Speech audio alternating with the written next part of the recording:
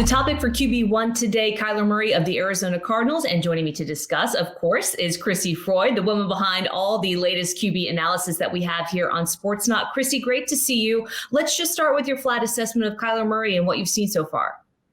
Yeah, I think that he runs Cliff Kingsbury's version of the air raid offense very well. It's a little bit different from what some of the other NFL teams do. He's a guy who's solid as a passer, has made some modest improvements. I think that he could still stand to improve in some areas of there. And he has the mobility that intrigues some people in the modern NFL. He did have a nearly 70% completion rate last season, which is good, especially for a team that throws the ball around a lot, just under 3,800 yards, 24 touchdowns. He played a pretty big role in giving the Cardinals the longest undefeated streak last season, which is certainly something to be proud of. I think his touchdown to interception ratio has been an issue. It needs to be cleaned up a bit further. But at the same time, you have to note with an offense that throws the ball all the time, let's do the math here and respect the law of probability. And so if you're throwing the ball more, there's naturally going to be some more interceptions there.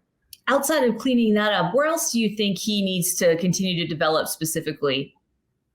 Yeah, I think it just kind of comes down to him continuing as a passer. I think that there's a lot of decision-making issues that we've seen with those interceptions.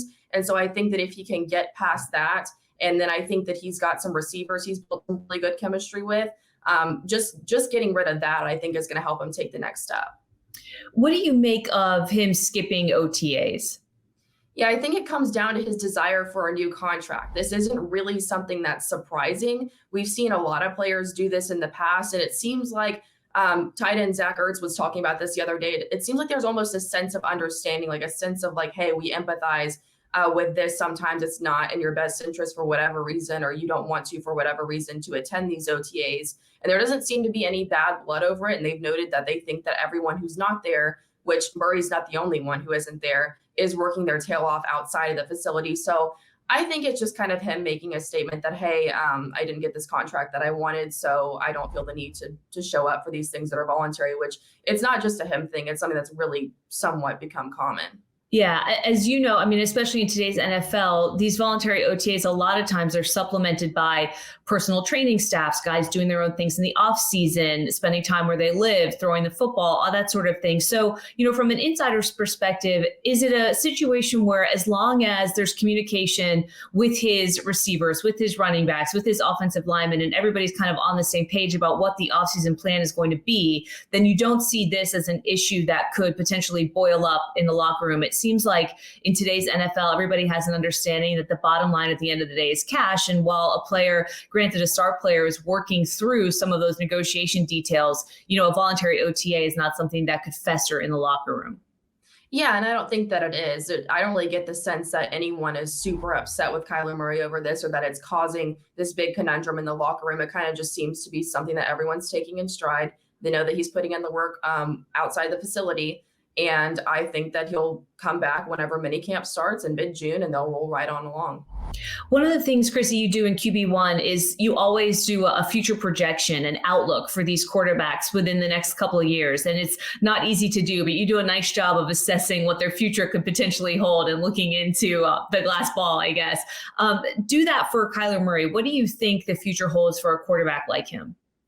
Well, I think that this is a team that still really wants to build around Kyler Murray. It certainly doesn't want to lose him. And that showed up whenever they traded a first-round pick in order to obtain Hollywood Brown. That's one of Kyler's former teammates. And so I think they're making a lot of moves to appease him.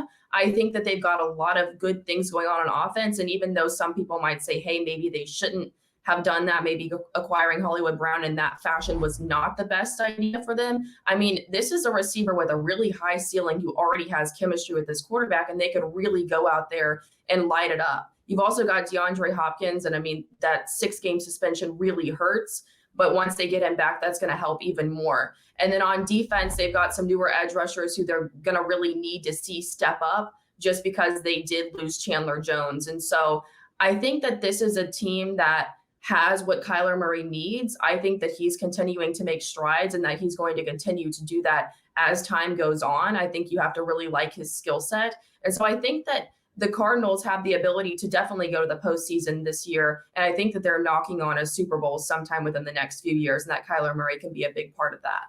You talk to a lot of these quarterbacks, Chrissy, when they're in college, when they're continuing to develop before they take the step into today's NFL. And, you mentioned Hollywood Brown or bringing in a receiver or a running back for a quarterback that they already feel very comfortable with, like they have a lot of chemistry with. Is it important to have those guys in the fold? And I guess maybe the real question is, can one of those players make a difference for a quarterback who's continuing to develop just in terms of security? Yeah, I mean, I think you see that phenomenon with Joe Burrow and Jamar Chase. I think that they'd already had built up chemistry, and there's a couple other duos that I can think of right now in the NFL that have the same thing. And I think especially whenever players are starting to make a transition, whether it be to a new team or a new level, having someone that you're familiar with naturally is going to help you. And I think that together they could potentially do something really special. How far away do you think Arizona is, like you said, from a Super Bowl? Are they on the doorstep, in your opinion, with Kyler Murray and some of the pieces that they've added? Yeah, I think it's going to depend on how much the loss of someone like Hopkins is going to affect them those first 6 games, and then how much does the team still do well on the edge with the loss of Jones. So there are some factors in there, some question marks that I'm not sure about. So I'm not sure that they can make it to the Super Bowl this year, but I think that next year, or maybe just within the next 3 years, it's certainly a big possibility for them.